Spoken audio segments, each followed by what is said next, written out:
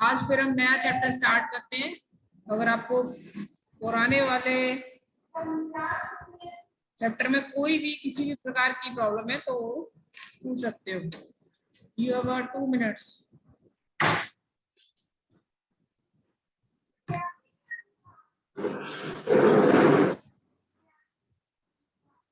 कोई प्रॉब्लम नहीं? हाँ ना, कुछ नहीं देते, पता नहीं कैसे न्यूट्रल बच्चे हो। हाँ ना, हाँ ना ना, क्यूरियोसिटी नहीं, क्यों? सर टेंशन है सर, क्यूरोसिटी से ज्यादा तो टेंशन हो गई है। इस बात की एग्जाम है सर, परसों से मंडे से एग्जाम है, सिर्फ 2 दिन बच्चे हैं सर, समझ नहीं आ रहा कितना याद करें कितना छोड़ दें।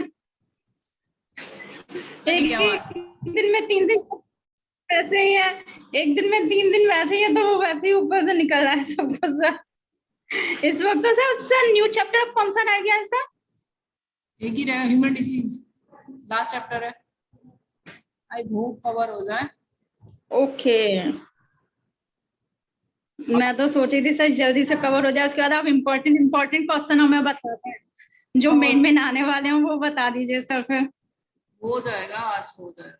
आज नहीं, मतलब 1-2 दिन, 2 दिन तो लगेंगे, एटलीस्ट 2 दिन तो लगेंगे।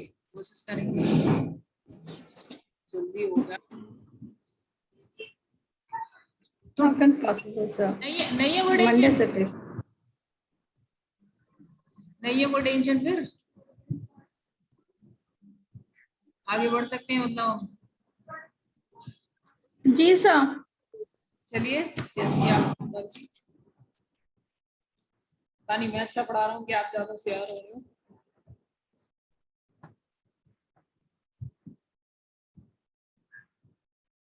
स्क्रीन दिख रही है आप लोगों को? Class yes sir. क्या दिख रहा है स्क्रीन पे, बताइए। सर अभी तो कुछ नहीं दिख रहा है, सिर्फ स्क्रीन दिख रही है। हाँ, नया चैप्टर स्टार्ट करेंगे हम।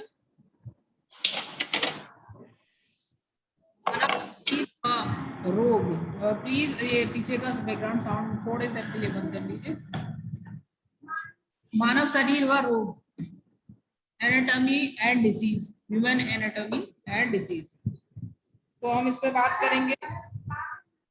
हमारे शरीर में ऐसे अंग होते हैं वही जो एक दूसरे से जुड़े रहते हैं और एक दूसरे से जुड़कर या एक दूसरे पर निर्भर रह करके काम करते हैं, ग्रुप में काम करते हैं। जैसे कि हमारा लिवर जुड़ा है, हमारा जो कहते हैं लंग्स जुड़े हुए हैं नेसल से, फायरिंग से, फिर बाहर आकर नोज से। तो ऐसे बहुत सारे हमारे बॉडी पार्ट्स होते हैं जो एक दूसरे से रिलेट होते हैं और एक दूसरे से रिलेट होते हुए वो वर्क करते हैं। ठीक है, तो इस चैप्टर्स में हमें कुछ सिस्टम्स पढ़ने हैं अपनी बॉडी के। तो वो कौन कौन से सिस्टम्स हैं आप जरा एक बार नजर डाल लीजिए और फिर उसके बाद हम इस चैप्टर को स्टार्ट करते हैं। तो देखिए, इस चैप्टर में हम कौन कौन सी सिस्टम्स पढ़ेंगे अपनी ह्यूमन बॉडी के। पहले हम चैप्टर का नाम लिख लेते हैं कि मानव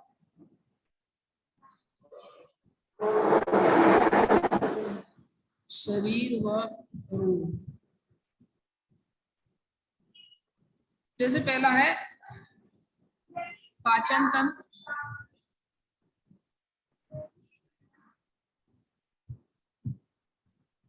उसके बाद श्वसन तंत्र, रेस्पिरेटरी सिस्टम है, एक्सट्रीमिटी सिस्टम है, रिप्रोडक्टिव सिस्टम है, थर्ड उत्सर्जन तंत्र, प्रजनन तंत्र, और परिसंचरण तंत्र,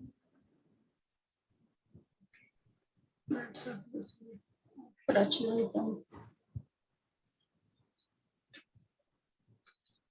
फिर कंकाल तंत्र,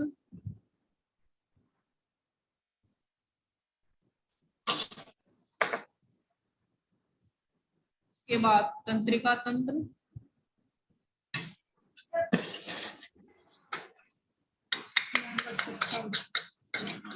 इसके यहाँ से आवाज आ रही है।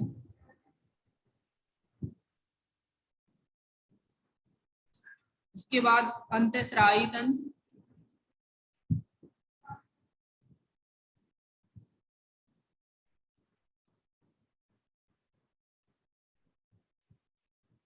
नेक्स्ट पेशी तंत्र,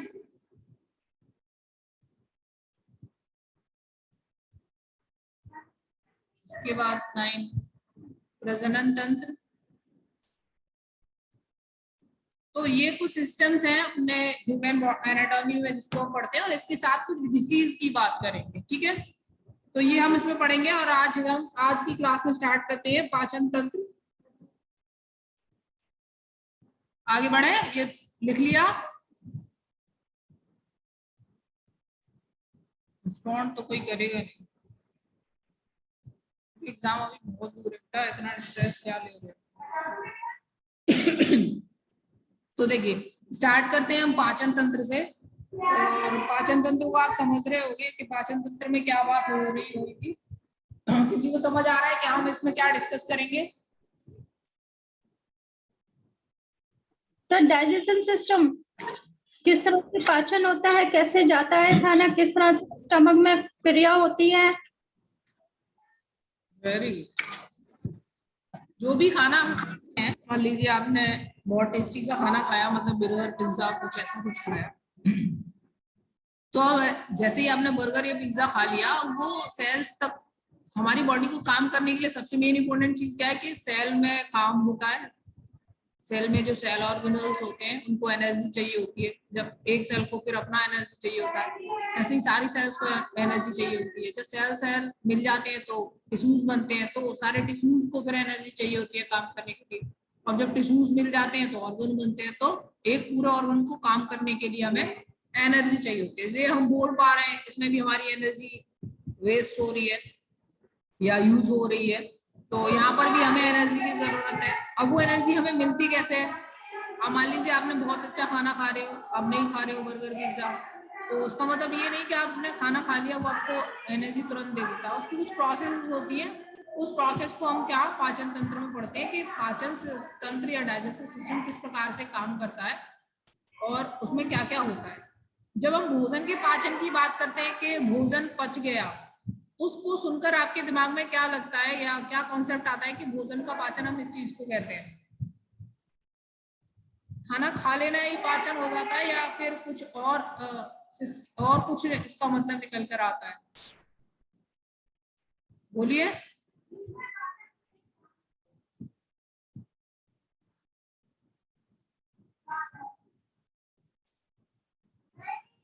अरे बोलिए।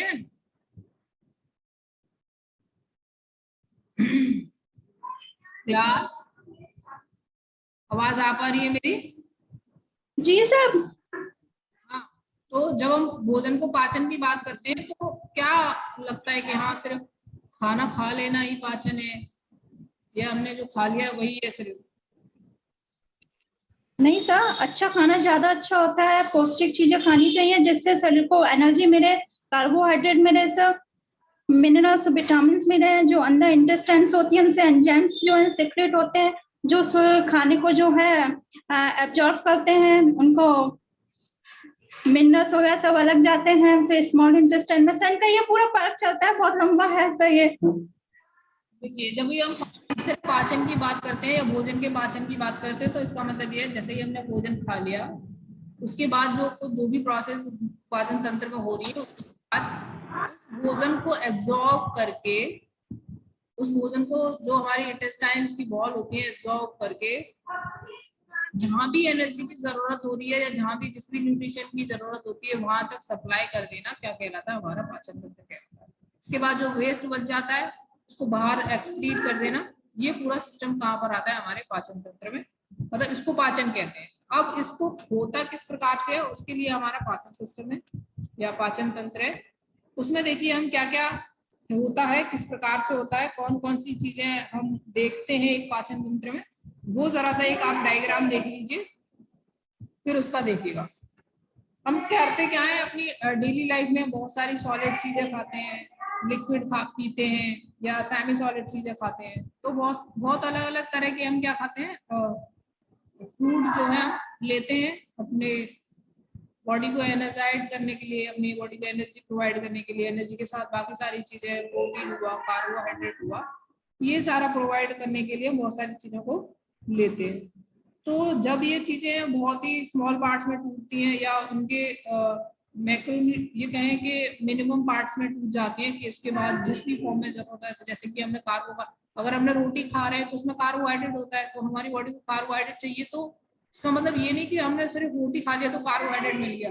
कार्बोहाइड्रेट हमें तब मिलेगा जब वो उस फॉर्म में टूटेगा, क्योंकि रोटी के फॉर्म में जो कार्बोहाइड्रेट होता है वो बहुत ही ज्यादा कॉम्प्लेक्स फॉर्म में होता है।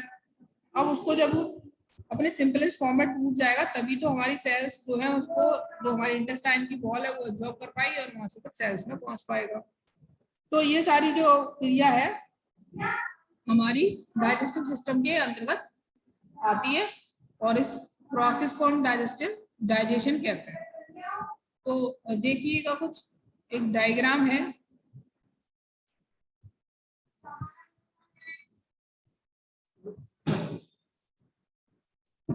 बोलिए।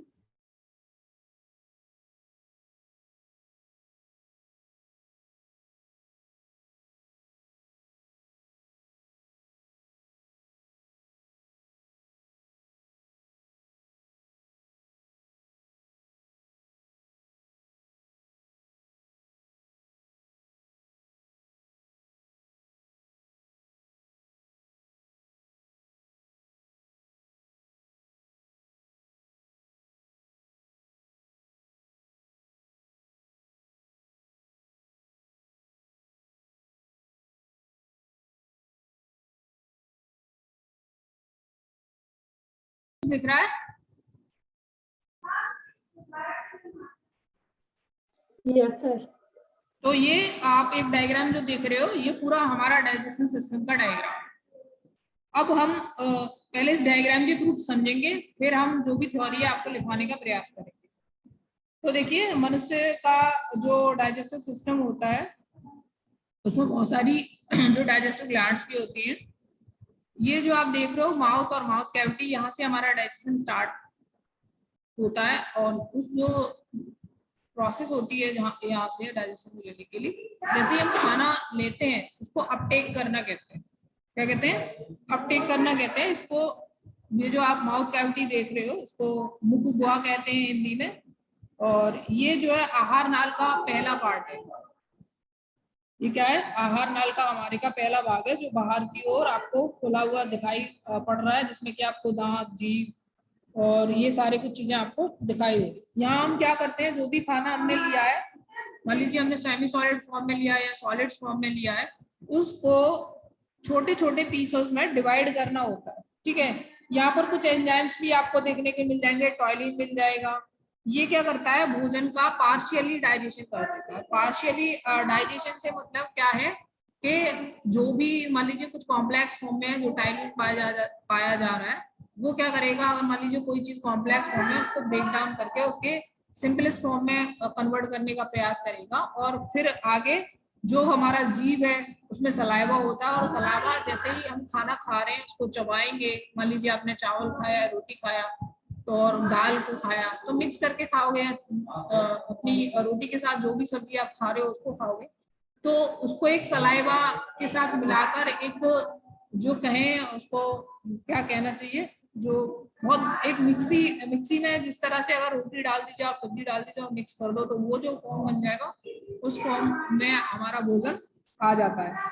फिर उससे नीचे आपको ये यहाँ से जो दिख रहा है, ये जो लाइट कलर का, इसको हम ओसोफेगस कहते हैं, जिसको हिंदी में ग्रास नली का बोलते हैं। ग्रास नली मुख गुहा से जो भी भोजन हमारा यहाँ से जो जिसमें लार हमारा मिक्स हो गया है वो यहाँ से होता हुआ नीचे की तरफ आता है, जो कि आगे जाकर कहाँ खुलता है? हमारे स्टोमक में, जिसको हम हिंदी में आमाशय कहते हैं।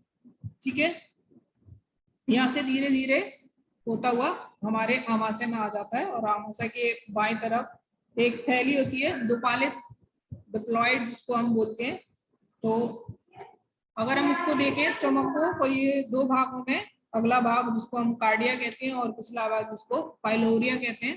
ये अगर हम इसको देख लें तो ये वाला जो आगे का भाग है और ये वाला जो पीछे का भाग है, इसको दो भागों में हम कहते हैं स्टमक को। आगे का जो भाग है उसको हम कार्डिया कहते हैं और जो पीछे वाला भाग है उसको पाइलोरिया कहते हैं।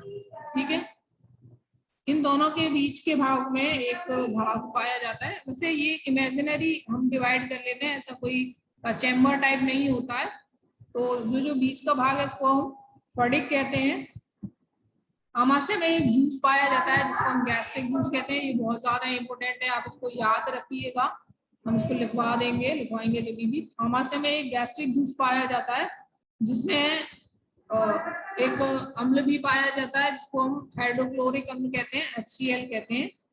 और जो कि क्या इसका मेन काम क्या होता है कि अगर आपके खाने के साथ अगर कोई बैक्टीरिया आ गया है या कोई ऐसा भारी तत्व आ गया है तो उसको क्या करता है, अम्लीय माध्यम होने के कारण उसको नष्ट करने का प्रयास करता है।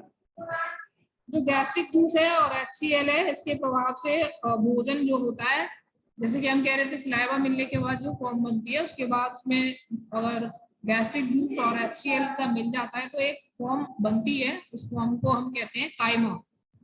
उस फॉर्म को हम क्या कहते हैं, काइमा कहते हैं। यहाँ पर जो खाना मिलेगा उसमें HCl और जो HCl और गैस्ट्रिक जूस जो मिल जाएंगे, गैस्ट्रिक जूस और जो HCl मिल जाएगा तो एक फॉर्म तैयार होती है। उस फॉर्म को हम क्या कहते हैं, काइमा। ठीक है, काइमा कहते हैं हम उसको। अब भोजन आमाशय के पाइलोरिक से होते हुए आंत तक पहुंचता है, हमारे इंटेस्टाइन तक पहुंचता है। सबसे पहले लार्ज इंटेस्टाइन में जाता है। इसको हम लार्ज इंटेस्टाइन कहते हैं, लेकिन ये जो लार्ज इंटेस्टाइन है वो स्मॉल इंटेस्टाइन के कंपैरिजन में स्मॉल होती है। ये बात ध्यान रखिएगा। हमारे ह्यूमन की जो इंटेस्टाइन है, हम बात कर रहे हैं लार्ज और स्मॉल की, तो ये दो भागों में डिवाइड होती है, स्मॉल इंटेस्टाइन और लार्ज इंटेस्टाइन। ये जो हमारी छोटी आंत है जिसका हम बात कर रहे हैं, इसका जो प्रारंभ है यू या सी आकार के एक ग्रेडी या इसको हम डोडोनेम्स कहते हैं। यहाँ कहीं लिखा है क्या, नहीं लिखा।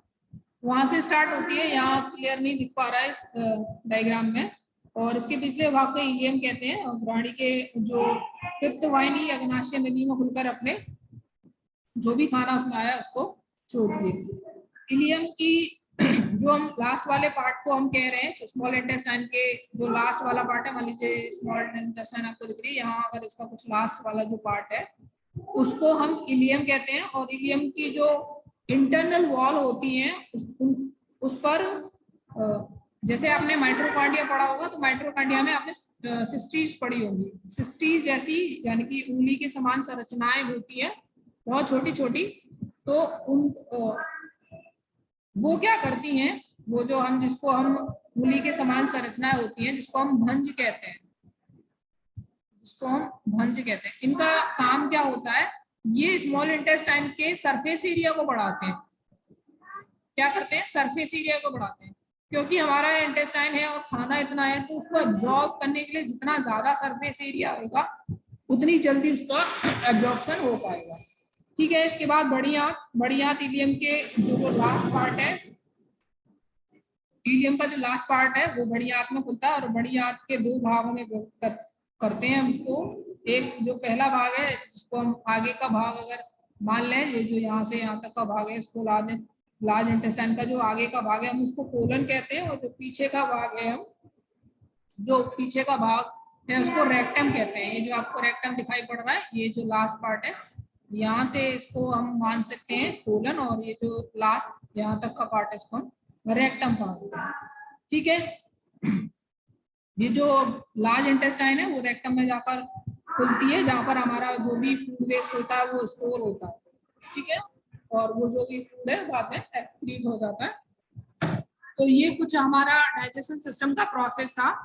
अगर इसमें आपको कोई किसी पॉइंट में कोई दिक्कत आ रही है तो आप उसको पूछ सकते हो।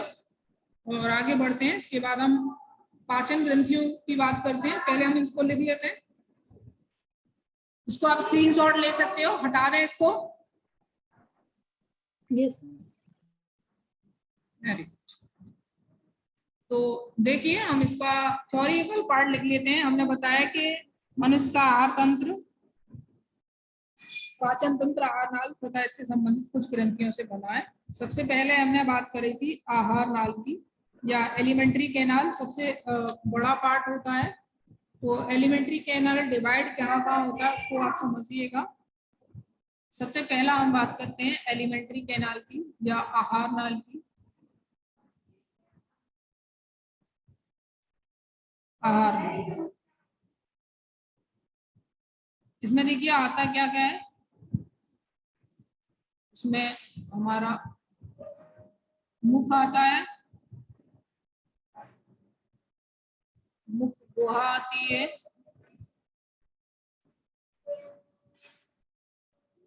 ग्रास नली आती है, आमाशय आता है,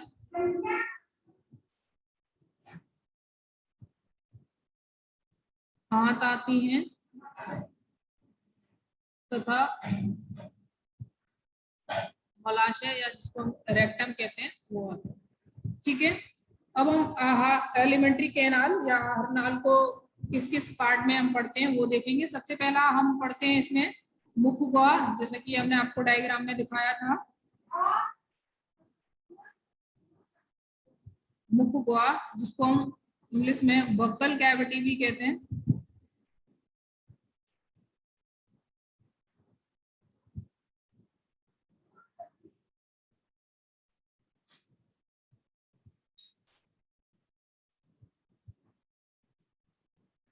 ये आहार नाल का फर्स्ट पार्ट होता है। यही एक है कि यहाँ से आहार नाल की या एलिमेंट्री कैनाल की स्टार्टिंग होती है। पहला भाग है।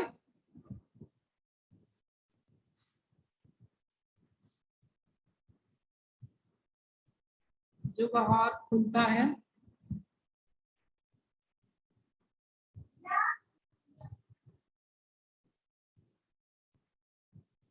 ठीक है,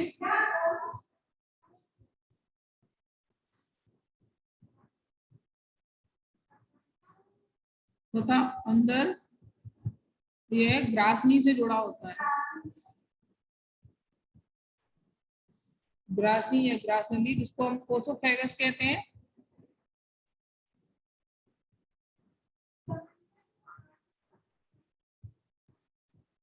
कोसोफेगस से जुड़ा होता है।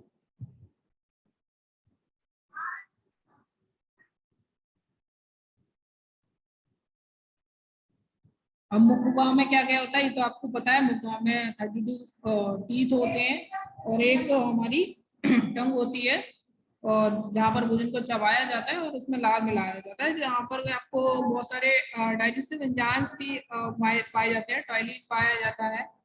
तो ये भोजन का क्या करते हैं, आंशिक पाचन कर देते हैं। नेक्स्ट है हमारा ग्रासनली जिसको हम ओसोफेगस भी कहते हैं। ग्रासनली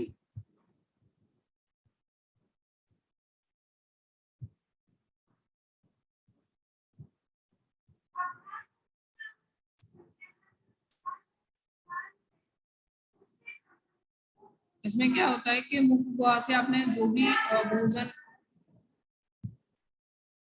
खाया है जिसमें कि हमारे जो सलाइवा है वो मिक्स हो चुका है,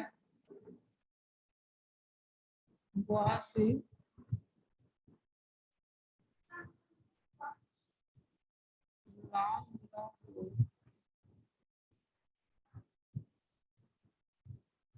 भोजन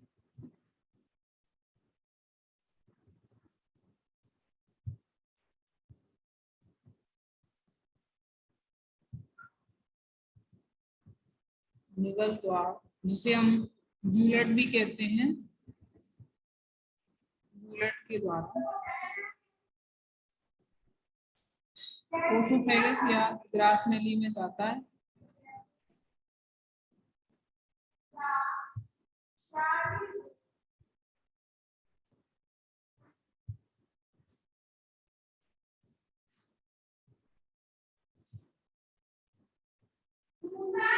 ये ग्रासनली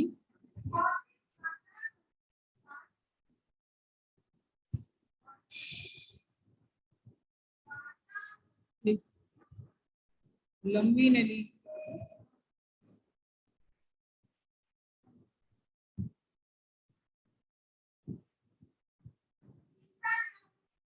जो आमाशय में खुलती है।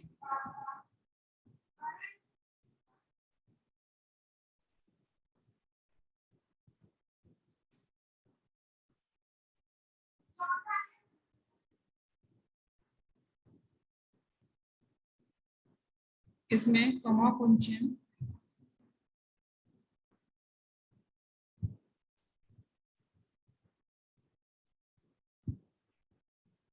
जिसे पेरिस्टोलिसिस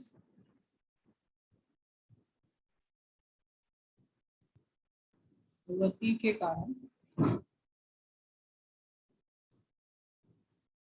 भोजन नीचे खिसकता है।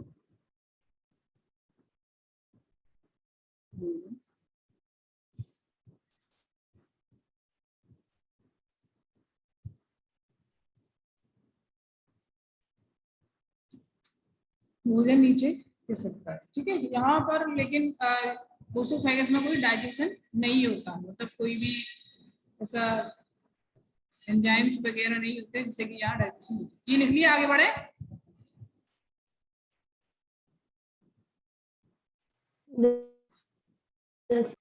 जी, फिर इसके बाद हमारा पार्ट आता है सी। ये ध्यान रखिएगा, ये जो मुख हुआ या ग्रास नली है, और इसके बाद जो हम आमाशय अभी लिखवाने जा रहे हैं, ये सारे एलिमेंट्री कैनाल के पार्ट है। तो आपसे कभी पूछ सकता है वो कि एलिमेंट्री कैनाल के या आहार नाल के कौन कौन से पार्ट होते हैं, तो इसको ये ध्यान रखिएगा। इसलिए हम एबीसी डाल रहे हैं, और आहार नाल को हमने नंबर 1 डाला था, उसके बाद नंबर 2 कौन सा सिस्टम आएगा या कौन सा ऑर्गन आएगा उसको बाद में चलेंगे, ठीक है।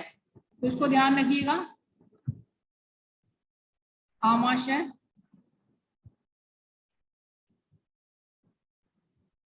तो आमाशय की पोजीशन देखिए कहाँ होती है कि आमाशय उदर गुहा के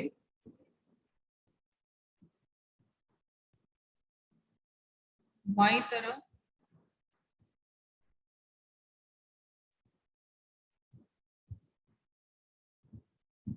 स्थित एक डिप्लॉयड थैली होती है, या द्विपालित थैली से ऐसी संरचना होती है। द्विपालित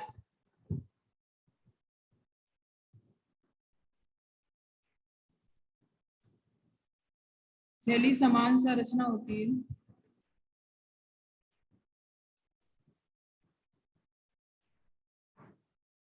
ठीक है। और हमने आपको बताया था इसको अलग अलग पार्ट में डिवाइड किया गया है। तो आमाशय के जो अगला भाग है,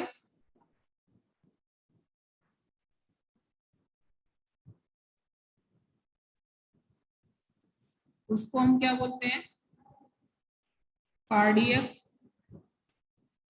उसको ध्यान रखिएगा। तथा जो पिछला भाग है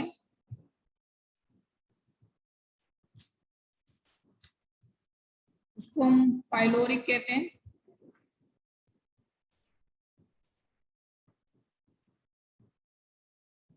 पाइलोरिक, और इन दोनों पार्ट्स के बीच में, दोनों भागों के मध्य भाग को स्फटिक कहते हैं।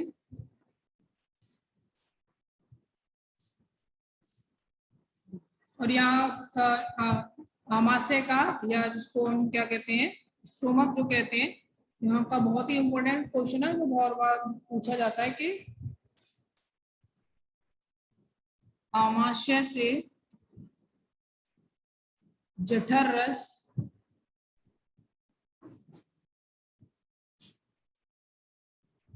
जिसे हम गैस्ट्रिक जूस कहते हैं,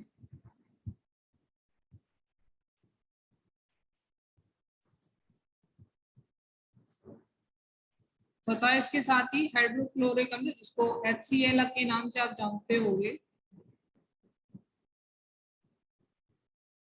हाइड्रोक्लोरिक अम्ल HCl। और ये ध्यान रखिएगा, HCl स्ट्रॉन्ग एसिड होता है। कभी कभी पूछ लिया जाता है एसिड बेस में कि कौन सा स्ट्रॉन्ग एसिड है, कौन सा स्ट्रॉन्ग बेस है, तो अब ये ध्यान रखिएगा, जो HCl होता है वो स्ट्रॉन्ग एसिड होता है, अम्ल का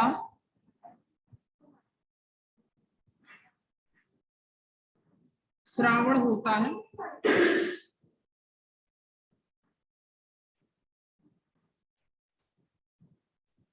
जठर रस और ये जो हाइड्रोक्लोरिक एसिड होते हैं, इनका काम क्या होता है, ये है भोजन के साथ आए हुए, भोजन के साथ आए जीवाणुओं को नष्ट करता है।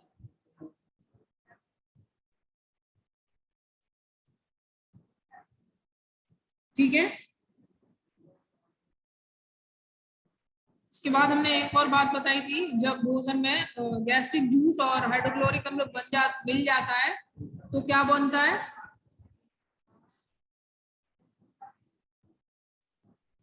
क्या बनता है, काइम। Very good. भोजन में गैस्ट्रिक जूस प्लस HCl मिलने से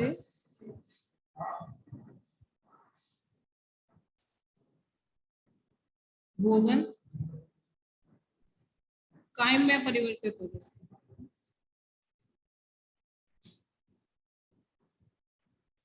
काम में परिवर्तित हो जाता है। ठीक है, इसके बाद भोजन क्या होता है,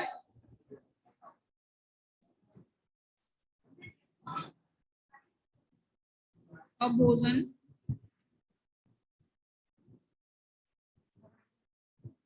आमाशय से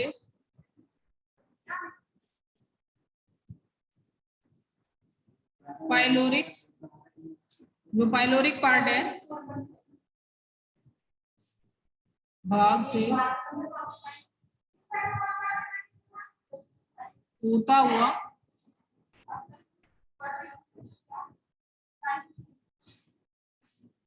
आंत में पहुंचता है। ठीक है, तो ये आप यहाँ तक नोट कर लीजिए, इसके बाद आगे हम कल डिस्कस करेंगे।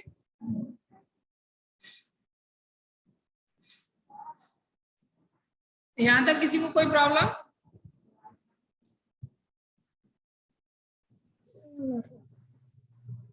Very good. चलिए फिर यहाँ से आगे का हम कल डिस्कस करेंगे। Thank you class.